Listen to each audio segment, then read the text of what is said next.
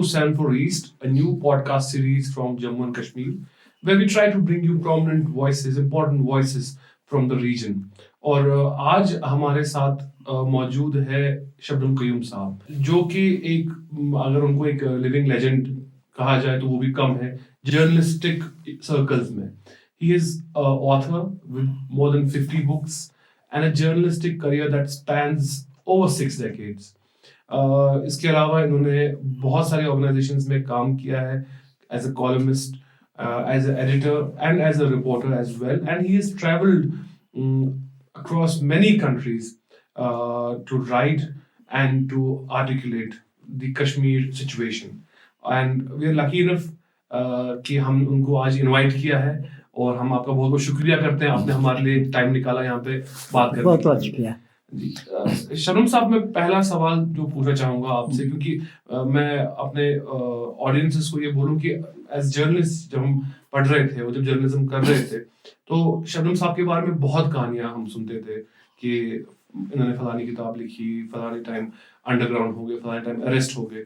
تو ایک حساب سے ہم نے اتنی ساری کہانیاں سنی ہیں, تو it will be very interesting کہ آج ہم فرسٹ ہینڈ آپ سے خود سنیں گے. اور ایک جو کہانی ہم نے سنی تھی وہ ہے آپ کی پہلی کتاب جو تھی, جب آپ نے مجھے لگتا ہے 50s میں وہ لکھی ہے, پرانا جی. تو وہ آپ کی کتاب آپ کو کیسے آئیڈیا آیا, کیونکہ جہاں تک ہماری انڈرسٹینڈنگ ہے آپ اس ٹائم پہ بخشی غلام محمد صاحب کے ساتھ کام کر رہے تھے, تو وہ کیسے ہوا؟ ایسا ہوا کہ جب میں زیر تعلیم تھا, ایس پی ہائی اسکول میں کوئی 6ٹھی جماعت کا طالب علم تھا, تو ہمارے محلے میں میرے خیال میں میرے والد کے پاس سائیکل تھا. میں نے ایک روز وہ سائیکل نکال کر گھومنے نکلا تو میں اس میں سے گر گیا, مجھے بڑی چوٹ آ گئی. یہ چوٹ اتنی بڑھ گئی کہ مجھے ہسپتال میں مہینوں بھرتی رہنا پڑا. جب میں وہاں سے ہسپتال سے باہر ہوا تو تعلیم جاری رکھنے سے میں معذور ایک طرح سے ہو گیا. اس کے ماموں جان نے مجھے بخشی صاحب کے پاس لیا نوکری کے لیے. ان کے میرے موصو صاحب کو بخش صاحب کے ساتھ قریبی تعلقات تھے. جب اس نے میں نوکری کے لیے میں اس کے پاس پیش کیا تو سب میرے جو میری باڈی تھی بہت موسوم تھا, میں جس میں تو لاگت بھی تھا, زیادہ پڑھا لکھا بھی نہیں تھا.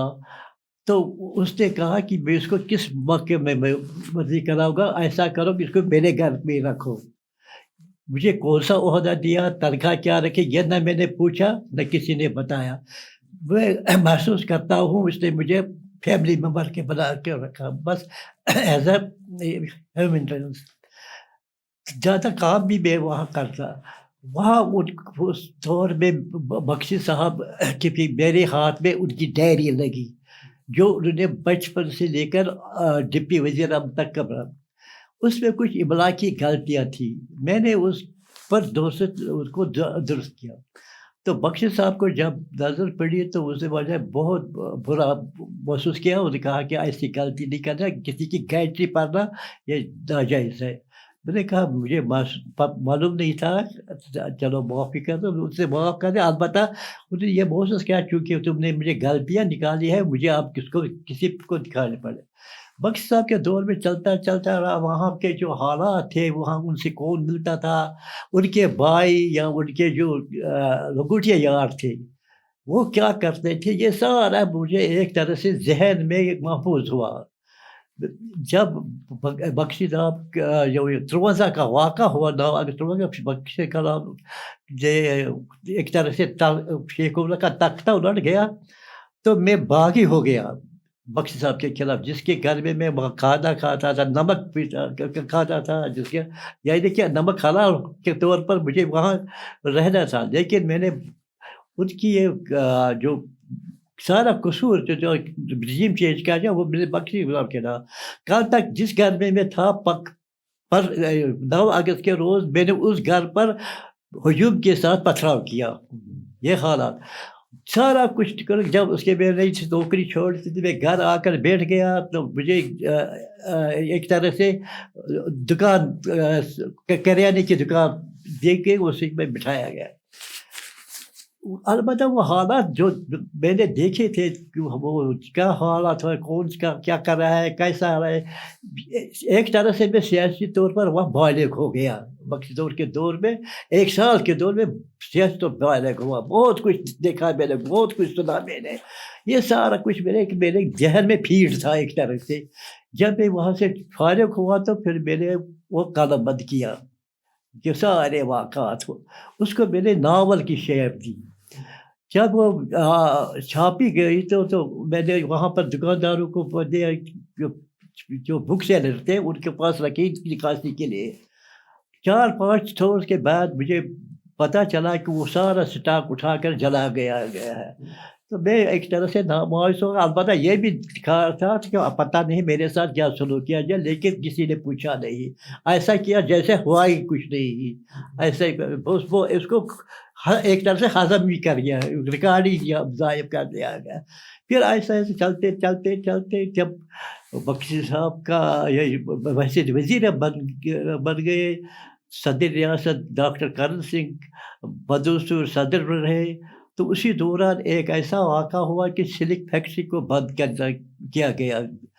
یہ بہانہ بنایا گیا کہ یہ گھاٹے پر چل رہی ہے، لہذا اس کو بند کرو. میں نے اس حالات کو بدل رکھ کر میں نے ایک اور کتاب لکھی، چراغ کا اندھیرا. تو اس پر بہت لے دے ہوئی. میں نے ڈائریکٹ اس میں جو کردار کریکٹر تھا عدالت میں پیش کیا، اور اس کو اس سچویشن میں سارا کچھ بیان کیا تھا کہ کیا کیا ہو رہا ہے، کیسے دھاندلیاں ہو رہا ہے، اس کے اثرات کیسے پڑ رہے ہیں عوام پر. یہ سارا کچھ میں نے اس میں تھیم کے طور پر پیش کیا تھا. تو اس پر صدر ریاست نے انکوائری کمیشن بٹھایا. انکوائری کمیشن نے 3 مہینے پہ رپورٹ دی. تو اس کو جو مینیجنگ ڈائریکٹر تھا اس فیکٹری کا، اس کو معطل کر کے دوبارہ اس کو بحال کیا گیا. اور اس جب وہ ملازم جو تھے، اس میں کے کاریگر تھے، سب کو انہوں نے ایک فنکشن بنائی. فنکشن کے بعد مجھ کو ایک طرح سے اس کا کریڈٹ دیا کہ آپ نے ہماری نوکری بحال کرائی. یہ تحریر ہو تو ایسی ہو، لکھنے والا ہو تو ایسا ہو. تو ایک حساب سے یہ جو آپ کی دوسری کتاب تھی، یہ آپ کی ایک حساب سے پہلی کتاب بن گئی جو چھپی، کیونکہ پہلی کتاب تو آپ کہتے ہیں کہ جلائی گئی. یہ دونوں چھپائی نہیں میرے سے لگ گئی. اپنے آڈینسز کو نام بولوں کہ پرانا ڈگر نئی قدم، یہ ان کی پہلی کتاب تھی جو کہ اس ٹائم پہ لکھی تھی جب بخشی غلام محمد جو پرائم منسٹر تھے، اور ان کا کہنا ہے کہ وہ جلائی گئی تھی. اور پھر دوسری کتاب جو ہے ایک انویسٹیگیشن ہم بول سکتے ہیں سلک فیکٹری کے ایک اللیجڈ اسکیم پہ انہوں نے کیا، جو پھر بعد میں ایک کمیشن بٹھایا گیا اور یہ پروو ہوا. اس سے مجھے جو ایک طرح سے حوصلہ مل گیا جب مجھے وہاں کے کاریگروں نے آپسیٹ کیا، میرے گلے میں پھولوں کے ہار ڈالے. مجھے ایک اس کے بعد میں نے ایک سیاسی طور پر جو حالات واقع تھے وہ میں نے مضمون کی صورت میں ایک سلسلہ شروع کیا مختلف اخبارات میں جو سے نکلتے تھے. ایک حساب سے آپ کی جرنلسٹک جرنی شروع ہو گئی. ہاں، یہ میں نے شروع کیا. پھر چلتے پھر ایسا ہوا کہ میں ڈرامے بھی لکھنے لگا، افسانے بھی، ناول بھی. تو میرے بہت سارے افسانوں اور ناولوں پر ایوارڈ بھی ملے. اس کے بعد مجھے باہر بھی جانا پڑا. بہت ایک طرح سے میں بحثیت ناول نگار، بحثیت ڈرامہ نگار، بحثیت افسانہ نگار، بحثیت مضمون نگار کافی برصغیر میں کافی آگے بڑھا. کافی میری افزائی ہوئی، کافی طور سے میرا سراہنا مل گئی مجھے. تو پھر آپ نے اس کے بعد کچھ یہ چلنے کے بعد اس کے بعد آپ فائنلی سری نگر ٹائمز پہنچتے ہیں. سری نگر ٹائمز میں میرے جو ہے وہ ماموں تھے میرے، تو انہوں نے مجھے اپنے اخبار میں رکھا ایک ورکر کے طور پر. تو اس میں میں نے 4 سال تک کام کیا.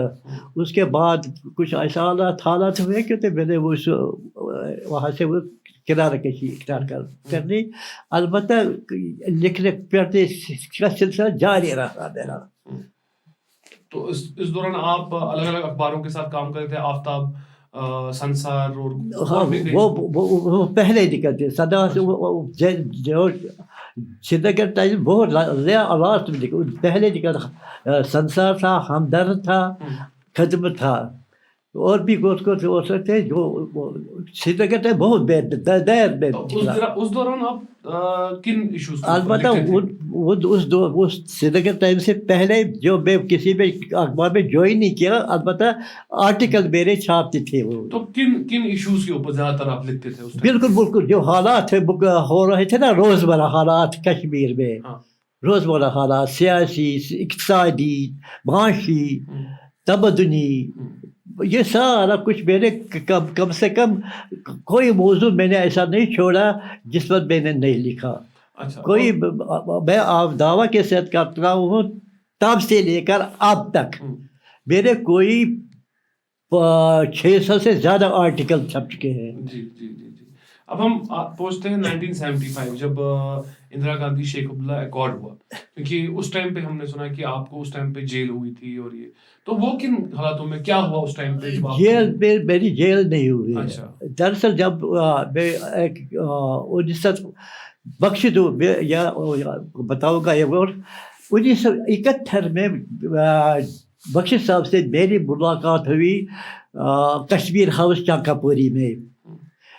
मैं चूँकि मैं वहाँ पर मैं कुछ किसी काम से गया था, तो बख्शी साहब वहाँ गुजर रहे थे, उनको मुझ पर नजर पड़ी, वो रुक गए, मुझको अपने पास बुलाया, यहाँ पूछा यहाँ क्या कर रहे हो आज, क्योंकि उसके जहन में था ना ये किताब लिखी, जो उसने मेरे सारा कुछ ऊपर निकाला उसने, मुझे सारा हालात, तो इसके जहन में था ये कुछ और लिख रहा होगा। उसने मुझे पूछा क्या कर रहे हो यहाँ, मैंने कहा ऐसे ही आए, तुमने ऐसे नहीं आए हो, बोलो क्या आजकल क्या लिख रहे हो। मुझे बस यही अफसाने ड्रामे लिख रहा हूँ। तो बोला अगर कश्मीर पर काम कुछ करना लिखना चाहते हो तो मैं आपको सोर्स बताऊँगा। मैंने कहा बताए क्या। उसने मुझे एक सिर्फ लिख कर दे दी। दिल्ली में एक होता था सहाफ़ी जमुना दास अख्तर, वो नेहरू के दूसरा बावजू था, उसको बेडरूम तक आने की इजाज़त बगैर किसी पूछताछ के बेडरूम तक आने की इजाज़त थी, नेहरू का दूसरा बावजू था वो। तो वो अखबार भी का कोई तो 3 अखबारों के साथ उसकी वापसी की, तो उसके नाम में सिर्फ लिख के कि इसकी हेल्प कर दो, ये कश्मीर पर किताब लिख रहा है, तो आपके जो भी लाइब्रेरी में इसका रिकॉर्ड है उसको फराहम कर दें। तो मैं गया, तो जब मैं जबरदस्त अख्तर से मिला तो उन्होंने मुझे एक मेहमान के तौर पर कबूल कर लिया, अपने घर में रखा। तो जब तक रहोगे बैठो, पढ़ो, लिखना है को मुझसे पूछो को। इसके बाद उसने मुझे काफ़ी लिटरेचर दिया, वहाँ मैंने काफ़ी बोल। वहाँ से जब आया तो मैंने कश्मीर का ये एक और किताब मैंने 5 जल्दों में लिखी का याद होगा, आज़ादी के मतलब क्योंकि 5 वॉल्यूम था, कश्मीर की तहरीक आज़ादी। आज कश्मीर के याद मुझे आएगा तो मैं बताऊँगा आपको। वो 5 जल्दों में मैंने लिखी, तो उसका काफ़ी अवसर पड़ा वहाँ पर, बहुत काफ़ी। उसके बाद मुझसे कहा गया कि डू मोर, यानी कि आपने बहुत कुछ लिखा है, आगे बढ़ो। उसके बाद मैंने शुरू किया कश्मीर की तहरीक, ये मुफस्सल तारीख व तहरीक कश्मीर, मुफस्सल तारीख व तहरीक कश्मीर, ये भी मैंने 5 वॉल्यूम लिखे। उसके बाद जब ये काफ़ी हिट हो गई, ये भी काफ़ी चली है, फिर और कहा गया डू मोर। ये 8 पहले 5 वॉल्यूम थी 800 साल तक। उसके बाद जब मैंने लिखा तो उसको नाम दिया, यही नाम यही रखा इसी 5 वॉल्यूम में। अलबत्ता वो 3000 साल जब सफ़ा तक पहुँच गई बड़े साइज में, मुफस्सल तारीख कश्मीर उसका भी नाम रखा। वो उस 5000 साल उसको मैंने फिर कवर किया। یہ دراصل یہی ایک کے بعد جب ایک آئی، ایک تو مجھ سے کہا ڈو مور اور کچھ اور تقاضا کیا گیا مجھ سے اور لکھایا گیا مجھ سے، کافی مواد بھی مجھے فراہم کیا گیا ہائی لیول پر. اس میں 1975 جو اندرا گاندھی اور شیخ عبداللہ کا ایکارڈ ہوا، اس ٹائم کے اندر آپ کو پھر سے آپ نے لکھا تھا، آپ کو انڈر گراؤنڈ ہونا پڑا، وہ تھوڑا بتا سکتے ہیں آپ کو؟ دراصل جو ہے نا یہ 71 میں میرے بخش صاحب نے مجھے بھیجا، کافی مجھے مواد ملا شیخ عبداللہ کے بارے میں زبردست اختر کی لائبریری سے، اس کی زبانی بھی کافی، اور جو نقشہ تھا میرا شیخ عبداللہ کے بارے میں یا نیشنل کانفرنس کے بارے میں، وہ سارا ایک دم اسٹرائک ہو گیا. تو جب مجھے یہ تصور بتایا گیا کہ شیخ عبداللہ سرنڈر کرنے کے لیے تیار ہے کسی بھی صورت، تو میں نے بہت قریب اس کو واش رہا کا، اس کے بیانات، اس کے انٹرویو، اس کا چلنا پھرنا بیٹھنا اٹھنا سارا میں نے نوٹ کر کے رکھا. اور اس کے بعد جب 75 کا واقعہ ہوا، اس کو اکارڈ کا نام دیا گیا، وہ سرنڈر تھا، تو میں نے 15 سوال کوشچن نوٹ کر کے اس کو بھیج دیے. اخبار کسی لوکل اخبار نے کسی نے اسے چھاپنے کی جرات نہیں کی. البتہ وہاں جیسے ایک نشیم الاخبار آتا تھا بنگلور سے یہاں ویکلی، تو اس نے چھاپا میرے بائی ڈاٹا اور فوٹو کے ساتھ. کافی چرچا ہوا اس کا، کافی لیدے ہوئی اس پر. تو پھر شیخ محمد اللہ کو بحیثیت وزیر اعلیٰ اس کے ایک میٹنگ بلانی بڑی تو اس کا، تاکہ وہ مجھے ان 15 سوالوں کا جواب دے سکے. تو بقول شمیم احمد شمیم ہم نے ان سے بتایا میٹنگ میں کہ یہ اس کا کوئی جواب نہیں ہے، البتہ صدر جی مجاہد نے کہا میں جواب دوں گا. اس نے باطل چکن جواب کے نام سے ایک پمفلٹ شائع کیا، اس میں میرے سوالوں کا جواب کے بجائے شیخ عبداللہ کی تعریف تھی. تو لیکن میں نے اس کا جو نوٹس لیا وہ یہ کس کا لوہا کون بنا کے نام سے شائع کیا. یہ کتاب کا نام تھا اس ٹائم پہ، کس کا لوہا کون. میں نے اس سے کتاب کا عنوان رکھا، البتہ وہ چھاپے کے دوران ضبط کر لی گیا. چھاپ کے اس کے مجھے انڈر گراؤنڈ جونا پڑا، 2-2.5 مہینے انڈر گراؤنڈ رونے کے بعد میں نے سرنڈر کیا پولیس کے سامنے. اس کے بعد مجھے خریدنے کی کوشش بھی کی گئی، پیسے بھی دی گئے خاموش رہنے کے لیے. وقت طور میں خاموش رہا، لیکن جب وقت آیا 1982 میں اس کو میں نے پھر دوبارہ چھاپا، اور وہ آج تک وہ چلتی رہی. آپ اندازہ نہ کریں گے کہ اس کی اتنی ڈیمانڈ ہوئی کہ میں پورا نہیں کر سکا. کشمیر یونیورسٹی میں باضابطہ جو ہاسٹل ہیں وہاں پر کوئی 250 کے قریب طلباء اور طالبات ہوا کرتی تھی اسٹینڈ. تو انہوں نے ایک فارمولہ اعلان کیا، وہ صبح سویرے نیچے گراؤنڈ میں آ جاتے تھے تمام اسٹوڈنٹ جو وہاں ہاسٹل میں رہنے والے. ایک اسٹوڈنٹ اس کتاب کو پڑھتا تھا، دوسرے اسٹوڈنٹ نوٹ بک پر لکھتے تھے. اس طرح جب تک وہ پوری کتاب 200 سے زیادہ اسٹوڈنٹ نے اپنے نوٹ بک پر ختم ہوئی تب تک یہ کلاس چلتا رہا. یہ پہلی کتاب ہے جس کے بارے میں جس کی ڈیمانڈ پوری کرنے کے لیے ایک نوٹ بک اس کا استعمال کرنا پڑا. اور اس کا کافی جعلی ایڈیشن بھی نکلے. اندازہ میری طرف سے وہ کوئی 35,000 چھپ گئی یہاں پر. البتہ وہ جب اس کی کافی ڈیمانڈ بڑھ گئی، اس کے بعد مجھ سے کہا گیا کہ آپ اس کا اور کچھ ایڈ کر دیجیے. میں نے اس میں 2 باب اور ایڈ کر دیے. ایک پہلے جو یہ کس کا لوہا ہے کون بنا، یہ سوالیہ تھا شیخ وزیر اعلیٰ شیخ عبداللہ کا. اس کے بعد میں نے ان کا جانشین فاروق عبداللہ اور جانشین کا جانشین عمر عبداللہ ایڈ کیا.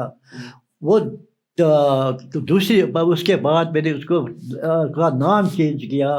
پہلے تھا سوالیہ یہ کس کا لوہا ہے کون بنا، البتہ بعد میں اس میں نے خود ہی جواب دیا یہ لوہو کشمیر کا ہے، یہ کشمیر برا. اس کے بھی اب تک 2-3 ایڈیشن نکل گئے ہیں.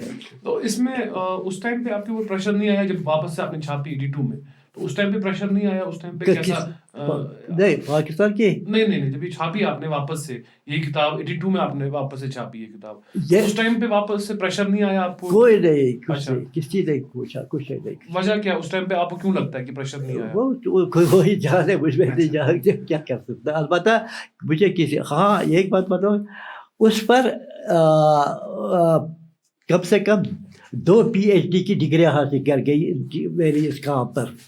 اور دوسری جو میرے لٹریچر تھا ان پر اب تک 5 MPhil بھی ہو گئے ہیں. ایسی کتاب جس کے لیے آپ انڈر گراؤنڈ رہے تھے اور پھر بعد میں PhD ہو رہی تھی اس کے اوپر، آپ یہ کہہ رہے ہیں.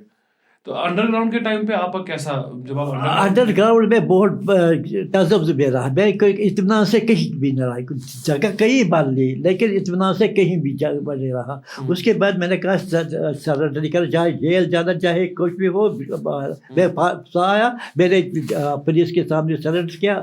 البتہ مجھے یہ جو توقع تھی پولیس سے اس سے زیادہ وہ مہربان نکلے. اچھا کیسے انہوں نے مجھ سے اس کی میری جرات بندی پر مجھے اپریشیٹ کیا. اچھا انہوں نے اپریشیٹ کیا.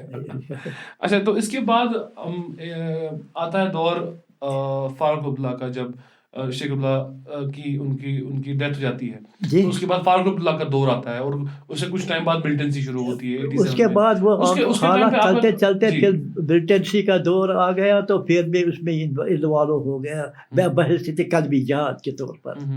اس پر بھی کافی میں نے کام کیا. ہندوستان، پاکستان، سارا کچھ میں نے اس پر کوئی 12 کتابیں لکھی ہیں میں نے اس دور پر، اس حالات پر. تو آپ کا ایکسپیرینس خود کا کیسا رہا؟ آپ کا ایکسپیرینس کس کا؟ ملٹنسی کے دوران آپ کا ایکسپیرینس کیسا رہا؟ کیسی آپ کی لائف تھی ان دنوں؟ ایجنسی کی طرح سے مجھے پتا انہوں نے مجھے کھلا چھوڑا.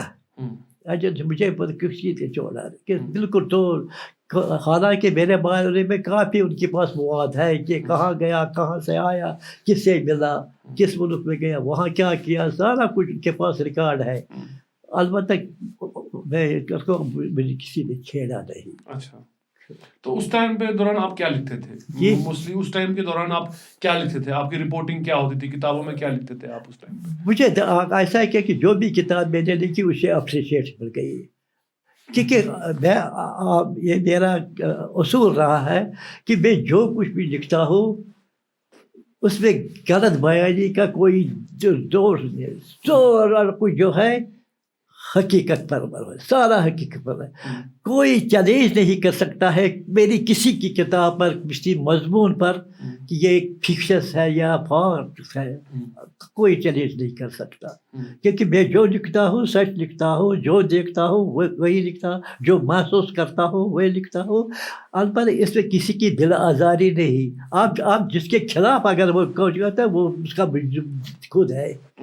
اگر کسی کے خلاف میں لکھتا ہوں تو وہ ذمہ دار بنتا ہے. وہ مجھ سے کوشچن نہیں کر سکتا کہ آپ نے کیا کہا. شرم صاحب جب آپ ملٹنسی آئی تو اس ٹائم پہ آپ کیا ماحول دیکھ رہے تھے باہر؟ 1990 ہے 1990 کا واقعہ ہے جب یہاں ملٹنسی کا وہ جو ایک دم عروج ہوا. اس میں ایک طرح سے اس کو پراکسی وار کا نام بھی دیا گیا، اس کو دہشت گردی بھی کہا گیا، اس کو تحریک آزادی کا نام بھی دیا گیا. جس کو جی میں آیا اس نے اسے بتا. البتہ اس میں ایک بات ہوئی کہ آرمی کے ساتھ BSF یا CRPF اور پولیس، کشمیر پولیس، انہوں نے جو رول ادا کیا اس میں کچھ ایسے حالات واقعات پیش آئے جو ناقابل برداشت تھے ہمارے لیے. نمبر 1 تھا کشمیر میں خواتین کی بے حرمتی، اور اس کے کیچ اینڈ کل، اور اس کے بعد تھا آلسن، اور وہ ڈسٹرائی اینڈ لوکلٹی ڈسٹرائی. یہ 4 سبجیکٹ ایسے تھے جنہوں نے مجھے ایک طرح سے جھنجھوڑا. بحث تھے ایک رائٹر کے، ایک کشمیری کے، ایک مسلمان کے. مجھے محسوس کیا یہ بہت زیادتی ہو رہے ہیں کشمیری کے ساتھ. آزادی مانگ رہے ہیں، معاف دے دو، لیکن اوروں کے ساتھ ریپ، انفرادی اور انسدادی اور کیش اینڈ کال کا پکڑو اور مارو گولی، یہ تقنا کام بناتا ہے. میں نے اس پر کافی کام کیا. میں نے جو بھی واقعہ تھا وہ میں نے نوٹ کیا، جو بھی حادثہ پیش آیا میں نے نوٹ کیا. میں وکٹموں کے پاس گیا، گھر بھر گیا، محلوں میں گیا، گاؤں میں گیا، وہاں سے رپورٹنگ کی، فوٹوگراف کی، سارا کچھ کیا. تو یہ میں نے جن چاروں سب پر کال. البتہ یہاں پر یہ اس کی اشاعت کا مسئلہ تھا، ہندوستان میں کشمیر اس کا مسئلہ تھا. تو میں نے اس کے بعد ہجرت اختیار کر لی. تو میں نے کیا چنا، پہلے کتاب جو ہے نا کہ خواتین کی بے حرمتی، وہ شائع ہو گئی. تو اس کا ترجمہ بھی ہوا کشمیر آؤٹ ریج کے نام سے. کافی عالمی شہرت یافتہ کتاب بن گئی ہے. وہ امریکی کانگریس تک وہ پہنچ گئی. اور اس کے بعد پہ البتہ جو کشمیر پالیسی میں نے دیکھی پاکستان میں، وہاں کے لیڈر کے ساتھ، خاص طور پر وزیر اعظم نواز شریف کے ساتھ جو میں نے ڈسکس کیا، جو تبادلہ خیال کیا، مجھے کہا، میں محسوس کیا کہ یہ جو ہے کشمیر پالیسی بہت ناقص ہے. یہ صرف قتل و غارت کی ہے اور کچھ نہیں ہے. حاصل کرنے والا نہیں. نہ ان کی پالیسی ہے کشمیر آزاد کرنے کا، نہ پاکستان کے سے کشمیر لانے کا. یہ بس کشمیر کو مارا رہے ہیں اور کچھ نہیں کر رہے. نواز شریف صاحب کی کافی بار ملاقات ہوئی پاکستان 3 ملاقاتیں کی میں نے ان کے ساتھ. لاسٹ ملاقات میں جب انہوں نے مجھے یہ بتایا کہ اگر میں حالت مجھ سے کہا کہ ہندوستان کے ساتھ نیگیشن کرو. جب میں نے کہا آپ ان کو حجت والوں کو جو یہاں پر آئے ملٹنٹ کمانڈر، ان کو اعتماد میں لے لو، تو انہوں نے کہا کہ مجھے اپوزیشن ناراض ہو جائے گی. یعنی کہ اپوزیشن کی حکومت بچانے کے لیے انہوں نے کشمیریوں کو قربانی کا بکرا بنایا. جب میں نے یہ محسوس کیا، میں وہاں سے چلا آ گیا، میں واپس کشمیر آ گیا. میں نے کہا بیٹھو، کھلا گیا، تمہاری کشمیر پالیسی غلط ہے، تم صرف مار رہے ہو اور کوئی تمہاری پالیسی نہیں ہے کشمیریوں کو مارنے کے سوا. اور وہ مار رہے ہیں ہندوستان کی آرمی سے، فورسز سے کشمیر. آپ نیگوسیشنز کے حق میں تھے، لیکن آپ کا کہنا ہے کہ اس ٹائم پاکستان میں ایسا موڈ نہیں بن رہا تھا کہ نیگوسیشن ہو پاتی انڈیا کے ساتھ. نیگوسیشن کا مسئلہ آ گیا پیش. میں نے اس کو بتایا کہ ہندوستان ہمیں جس کا لمٹ تک دے رہا ہے اندرونی حکومت، لیکن یہ ان کو بس یہی مسئلہ تھا کہ اگر وہ حق خود ارادت سے یا بین الاقوامی یہ ہے نا کہ سلامتی کونسل کی قراردادوں سے ہٹ گئے تو ہمارے لیے مشکلات پیدا ہو گئے. اپنی مشکلات حل کرنے کے لیے انہوں نے ہمیں مروایا. یہ بات ہوئی. یہ جب میں نے محسوس کیا، میں نے خیر بات کیا پاکستان کا. میں نے کہا یہ غلط بات ہے نہ. انہوں نے پھر ایسے حالات ہوئے کہ یہاں بھی جو لیڈرشپ تھی وہ بھی سمجھ میں نہیں آتی تھی. وہ بس آزادی اور پاکستان، ہاؤ اٹس پاسبل. ان کے پاس اس کا کوئی امیج نہیں تھا. How it's possible. میں نے سمجھایا، بتاؤ کیسے کہ میں دنیا کو دیکھ کے آئی ہوں، مجھ سے کیا کیا کہا گیا. اگر آپ کے پاس کوئی آرگیو ہے تو بتاؤ. بس دیکھیے ہمیں آزادی کیسے کرو گے، نہ کہ پاکستان ادھر سے کیسے کرو گے. کوئی جواب نہیں تھا، کوئی جواب کسی کے پاس. بس جب ہم بات کرتے ہیں تو کافی بار ایشو اٹھتا ہے کشمیری پنڈتس کا جو یہاں پہ تھا. آپ کے نظریے میں وہ اس ٹائم پہ کیا ہوا، ایگزیکٹلی کیا ہو رہا تھا کشمیری پنڈتس کا جو یہاں سے وہ نکلے یہاں پہ 89-90 کے دور میں؟ بھائی کشمیری پنڈتوں کے میرے پاس 2 خطوط ہیں، وہ میں نے شائع بھی کیا، لیکن اس کا کوئی ایکشن نہیں لیا گیا ہے. کشمیری پنڈتوں کو استعمال کیا گیا جگ موہن کی طرف سے. ان کو تم عارضی طور پر نکل جاؤ، بعد میں تم کو واپس لائیں گے. وہ پھنس گئے اس میں. وہ مجھ کے میرے پاس تھی کم سے کم 28-29 کشمیری ہندو پنڈت اسکالر کے خطوط ہے کہ ہمارے ساتھ کیا کچھ کیا گیا جگ موہن نے. وہ آپ نے اس کا بھی اپنی کتاب لکھی ہے شاید؟ وہ کتاب بھی میں نے لکھا ہے. کتاب میں وہ دونوں خطوط آ گئے ہیں.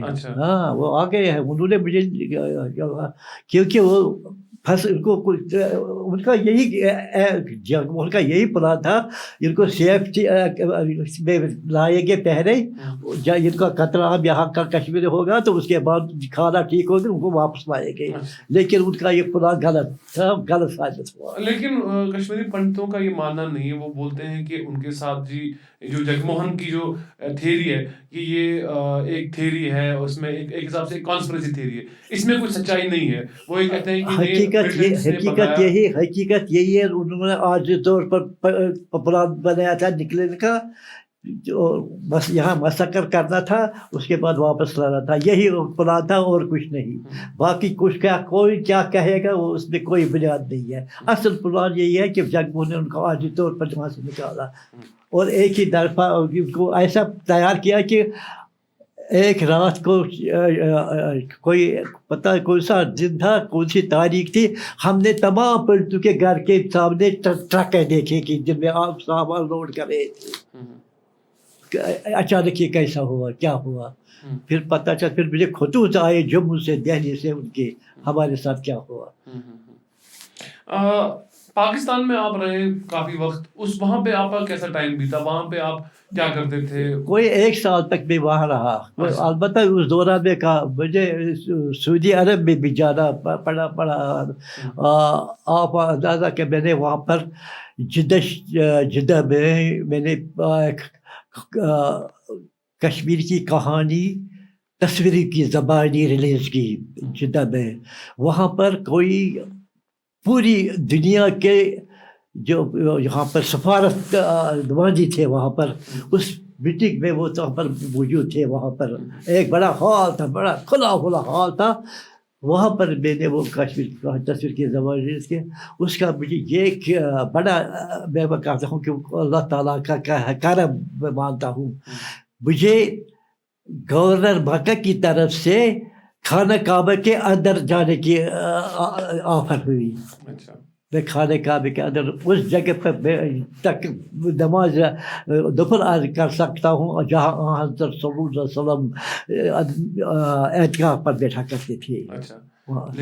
اس کے بعد مجھے مدینہ پاک بھیجا گیا، روضہ رسول کی طرف، اس جگہ پر جہاں پر پارک جلتے ہیں۔ یہ اعزاز مجھے مل گیا ہے اس کا۔ تو پھر آپ واپس کیوں آئے کشمیر؟ واپس جب میں آیا نا، پھر واپس آیا جب اس کے بعد میں نے نواز شریف سے میٹنگ کی کہ علیہ کا ہمیں نیگوشیشن کی آفر مل رہی ہے، تو اس نے جب کہا کہ میری حکومت جائے گی میں کیسے کروں گا، تو پھر میں نے کہا بیٹھو خدا کے حوالے، میں کشمیر آ گیا، یہاں انڈر گراؤنڈ رہا 2-3 مہینے، پھر آہستہ سے باہر نکلا۔ پھر اس کے بعد میں نے وہ سارا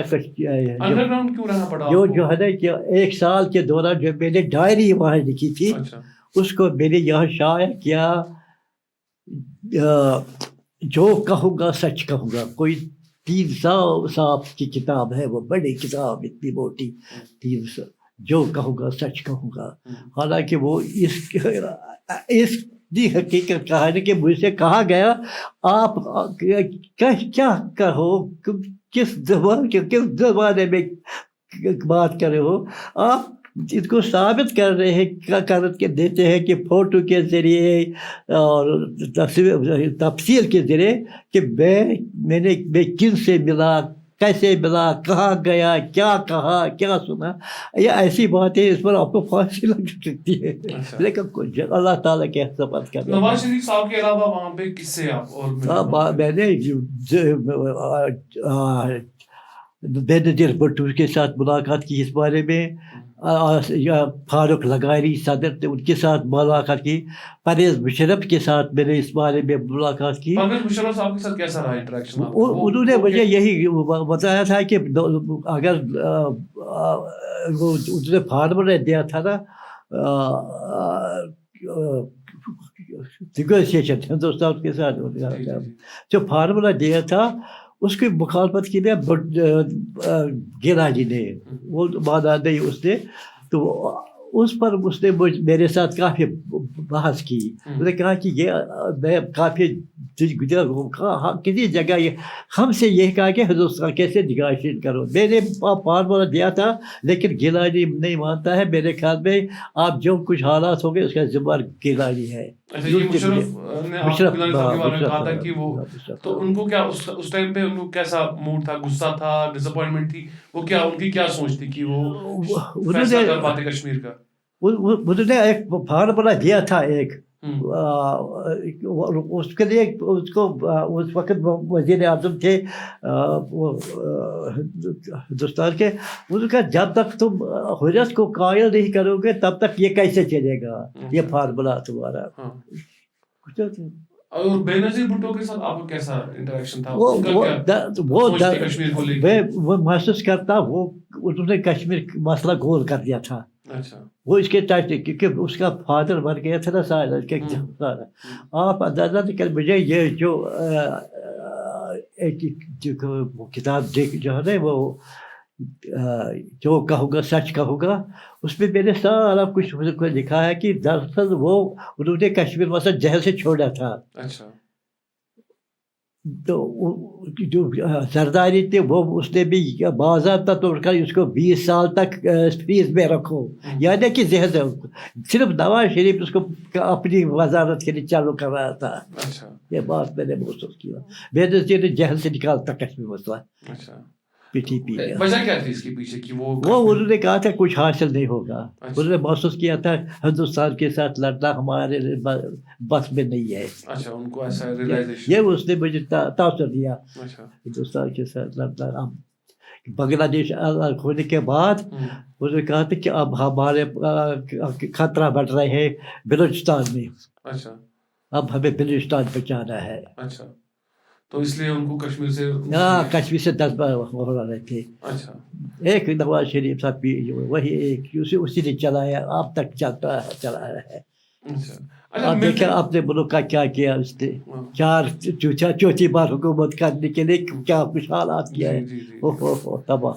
تو میں یہ پوچھنا چاہ رہا ہوں, جو آپ عرب مملکت میں گئے, عرب ملکوں میں گئے آپ, وہاں پہ کشمیر کو لے کے کیا خیال تھے جب آپ نے بات چیت کی وہاں پہ لوگوں سے؟ میں OIC کے میٹنگ ہال میں گیا ہوں. اچھا. ان کے ساتھ میں نے کہا کہ لگ بھگ تھے کوئی 8 ممالک کے ہم تھے.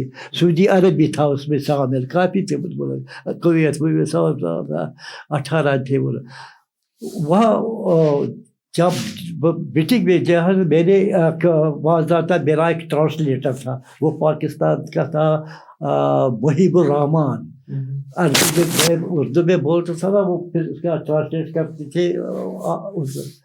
جب انہوں نے سارا کچھ میں نے لکھا تھا اردو میں نے پڑھا تو اس نے ٹرانسلیٹ کیا تو ان کو سارا تک پہنچایا.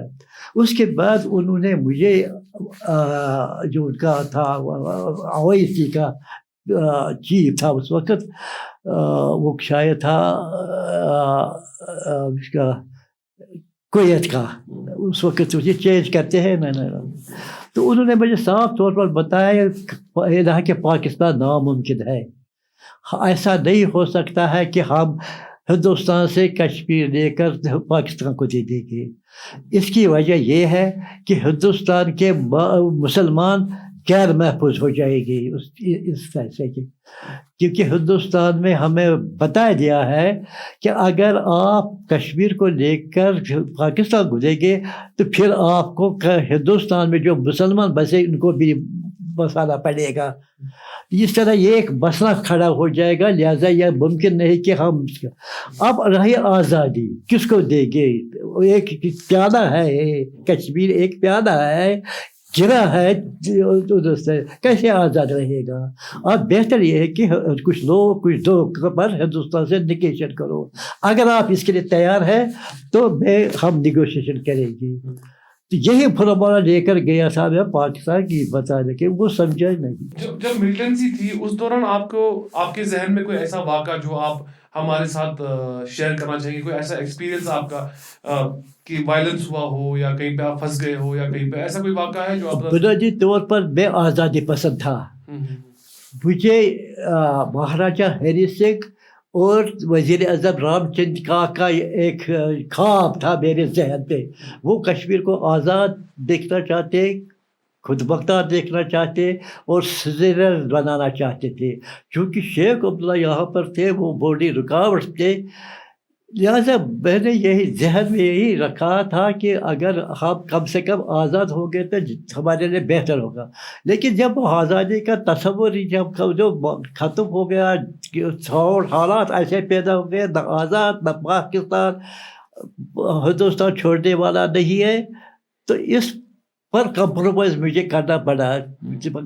حالات ایسے ہے کہ نہ ہم آزاد رہیں گے, نہ مہاراجہ رہا, نہ رام چندر کانگ رہا, شیخ عمرہ رہا ہے. یہ ہمارے لیے ایک بڑی مصیبت ہے. لہذا ہم کچھ حاصل کرنے والے نہیں, نہ حاصل ہونے والا ہے. اب اللہ اللہ خیر, خدا ایک ایسا واقعہ کہ مفتی سعید جو فارمر سی ایم تھے اور فارمر ہوم منسٹر تھے, ان کی بیٹی کی کڈنیپنگ ہوئی, اس ٹائم پہ کیا ہوا ایگزیکٹلی کشمیر میں؟ دراصل یہ بات وہ جب یہاں ملٹری سے ہوئی, انہوں نے گن استعمال کیا, گالا بول استعمال کیا. دوسری طرف سے گولیاں بھی چلی, جو کچھ تھا ان کا مقابلہ دو طرف سے گولیوں کا تبادلہ ہوا, گولہ بارود کا تبادلہ ہوا. البتہ ایک اور حربہ انہوں نے ملٹن نے آزمایا, پتہ کیا اس میں پلاننگ کیا تھی. انہوں نے سینٹر میں مفتی محمد سعید جو ہوم منسٹر تھے, ان کی بیٹی ربیہ سعید کو اغوا کیا. پلان یہ تھا کہ انہوں نے جو لبریشن فرنٹ کے ٹاپ لیڈر گرفتار کر لیے ہیں, ان کی رہائی کے لیے یہ حربہ استعمال انہوں نے کیا. تو جب وہ اغوا ہو گئی, کہاں سے اٹھایا گیا, کہاں پہنچ رکھا گیا, وہ اللہ جانے. اور وہ البتہ انہوں نے ڈیمانڈ کی 8 ملٹنٹ کی رہائی کا. تو کافی دیر چلی, وہ چلی, تو یہ سارے 8 ملٹنٹ کافی دباؤ پڑا اس کو, جنگ بہر کو کافی دباؤ پڑا ان کو. کیا اس کو, کیونکہ ہوم منسٹر تھا وہ ادھر سے تھا, تو میری بیٹی کو کسی طرح بچاؤ. تو انہوں نے اس کو پھر 7-8 تھے ان کے ملٹنٹ لبریشن فرنٹ کے, ان کے آواز اس کو رہا کروایا. تو اس کا البتہ وہ ان کا ایک جو پلا تھا, جو تھا وہ پھر حضرت بل اسٹیج میں سارے مارے گئے, پھنسا کر مارے گئے, جن کے چھوڑا گیا تھا حضرت بل اسٹیج میں. اچھا, حضرت بل سیج کے ٹائم پہ آپ کور کر رہے تھے, آپ لکھ رہے تھے, اس وقت کیا ہوا حضرت بل سیج کے؟ وہی چلے بہت کچھ یہاں پر آپ کو حضرت نہیں, یہاں پر یہ جو پنجو کی خالی گھر تھی نا, رینا واری سائڈ میں, اس سائڈ میں, ان میں اکثر ان میں ملٹن چھپے بیٹھے تھے, وہاں سے کارروائیاں کرتی تھی. تو بڑھتے جن کی تعداد جب بڑھ گئی ملٹن, تو کیا بنے ایرے گیرے اس میں شامل ہو گئے, نیشنل بھی, کانگریس بھی, سر جو بریکر تھے سینما بکر وہ بھی اس میں آ گئے, جو بزنس کرتے تھے, جو معمولی تنخواہ پر ملازم تھے, وہ بھی اس میں شامل ہو گئے. تو پھر انہوں نے درگاہ ایریا بھی کور کر لیا. تو ایک جب درگاہ شریف کا ایریا وہ چھاپا پڑا, تو سارے کے گھروں سے نکل کر سارے میں داخل ہو گئے. یہ اس طرح سے سیج ہو گیا. اچھا, تو وہاں کے جو گھر والے تھے آپ بتا رہے ہیں, وہ وہاں اس ایریا میں جو ہے نا گھرانوں میں, جب اس کو کریک ڈاؤن کیا گیا ایریا کا, تو اندر گئے بس خود کو بچانے کے لیے. اس کے بعد دیر 1 2 3 4 5 6 10 دن بڑھتے گئے.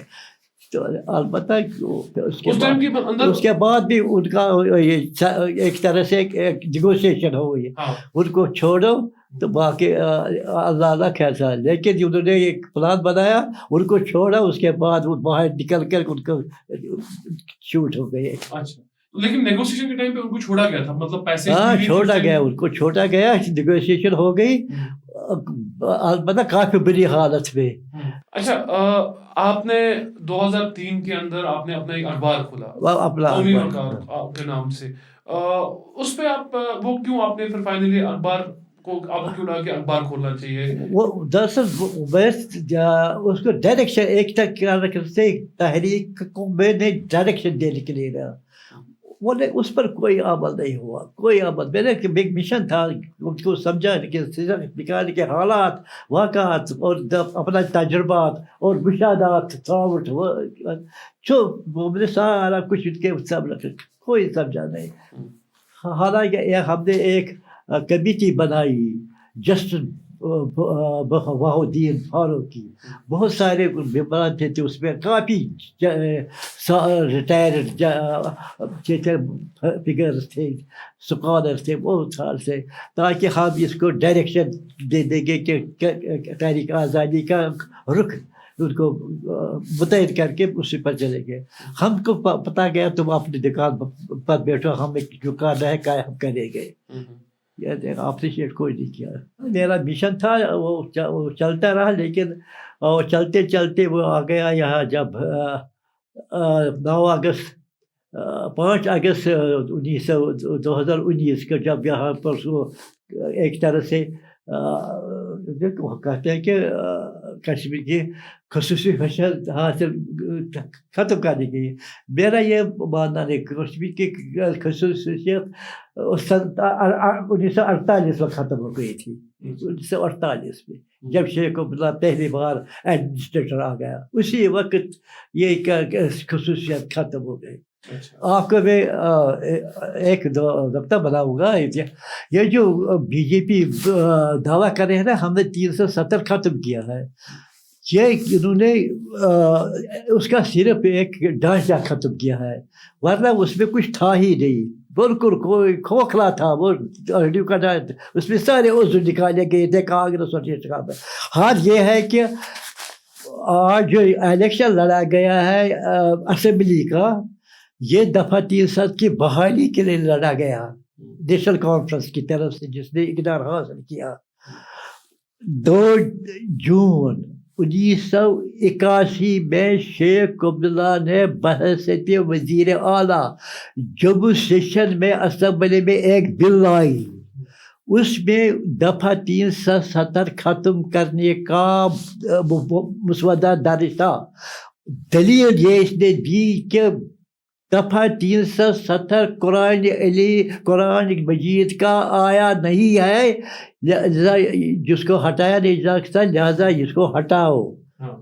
हमें तरक्की करनी है, मुल्क इक़्तिसादी तरक्की, इस दफ़ा को हटाओ। वहाँ उस वक़्त सैयद निशा गिलानी, अब्दुल गनी लोन और रशीद काबली ये अपोजिशन में थे। उन्होंने एहतजाज किया, ज़बरदस्त हंगामा हुआ, उनको धक्के देकर बाहर निकाल गया। फिर ऐसा फसाद बपा हुआ कि शेख अब्दुल्ला को उसको मुलतवी रखना पड़ा, वरना उसने 1981 में इसको दफन कर दिया होता।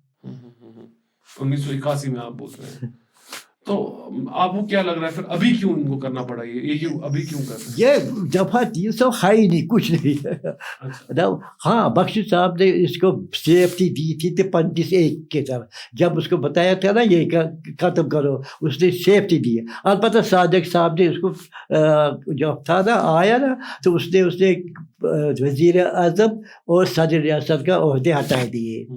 बख्शी साहब ने नहीं माना। सादिक साहब जब आए तो उसने उसका किया, उसी के बाद शुरू हो गया उसका एक दफ़ा निकाल कर ढांचा रखा गया। उसको क्रेडिट लेता है बीजेपी काम का, उसमें थोड़ी नहीं कुछ है।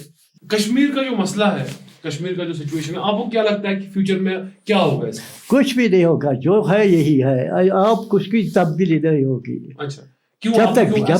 जब तक बीजेपी हिंदुस्तान में, अगर हम कांग्रेस पर भी मेरे ख्याल में जितना नेशनल कॉन्फ्रेंस हो, कश्मीर कांग्रेस नेशनल कॉन्फ्रेंस का बेड़ा गर्क कर रहा है, इतना बीजेपी ने नहीं किया। हमारे साथ बात करने के लिए बहुत बहुत शुक्रिया। हम ये ऑडियंस को, we are hoping that you like this episode and this is again a request to like and subscribe all our social media platforms on Instagram, Facebook, YouTube and Twitter, and hopefully we'll try to get you interesting episodes in the future.